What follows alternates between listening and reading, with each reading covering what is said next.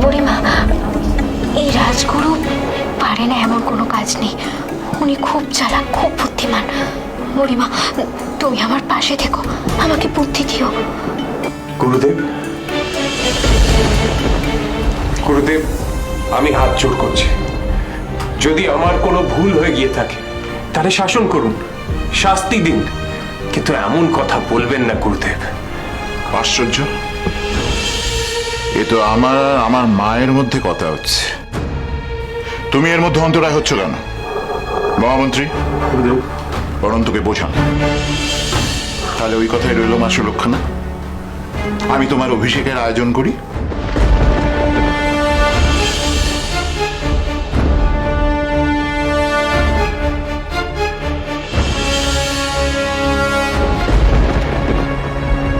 আমায় ক্ষমা করবেন গুরুদেব, আমি একজন অতি সামান্য গ্রাম্য মেয়ে। মহারাজের দয়ায় আমি বিদর্ভ রাজ্যের রাজবধূ হয়ে অন্দরমহলে আসতে পেরেছি। আমি আমার সংসার, স্বামী, শ্বশুর শাশুড়ির সেবা নিয়ে ব্যস্ত থাকতে চাই। আপনার মতন গুরুর সেবা করেই আমি আমার সারাটা জীবন কাটিয়ে দিতে চাই। এর থেকে বেশি কোনো আকাঙ্ক্ষা বা যোগ্যতা কোনোটাই আমার নেই। আপনি আমাকে খুব স্নেহ করেন, তাই আমার এত প্রশংসা করছেন। এ আমার প্রাপ্তি গুরুদেব, কিন্তু আমি এর যোগ্য নই।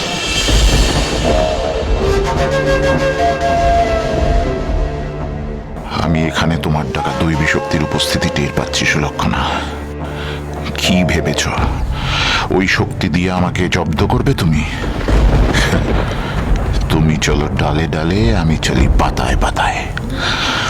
তোমাকে কবজা করার উপায়ও আমার জানা আছে। এ কি বলছো না? এইভাবে কি বুড়ো ছেলে রাজ্যে কেউ ফিরিয়ে দেয়? না হয় বুড়ো বয়সে তোমার ছেলে দু একটা গণনায় ভুল করেছে, তার জন্য এত বড় শাস্তি? দেখেছো তোমরা, মা সুলক্ষণা মহাকাল মন্দিরের দায়িত্ব পাবে কথা ঘোষণা হওয়ার সাথে সাথে চারিদিক কিরকম সুগন্ধে ভরে গেছে। সত্য গুরুদেব, বড়ই অনির্বচনীয় গন্ধ। তবে এই গন্ধ প্রাসাদে তো আগে কোনোদিন পাইনি। আমি কখনো কখনো পেয়েছি আমার কক্ষে। নাম না জানা কোনো ফুলের সুবাস ভেবেছিলাম। না না, এ কোনো সাধারণ পুষ্প সুবাস নয় অনন্ত। নিশ্চয়ই এখানে কোনো দৈবী শক্তি এসেছেন।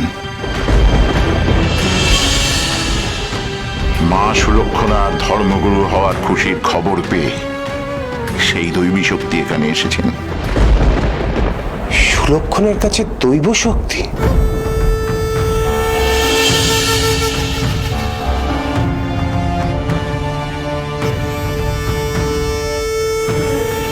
দেখুন জয় মা বিপত্তারিণী, সোম থেকে শনি সন্ধ্যে 6:30টায়, আকাশ 8-এ।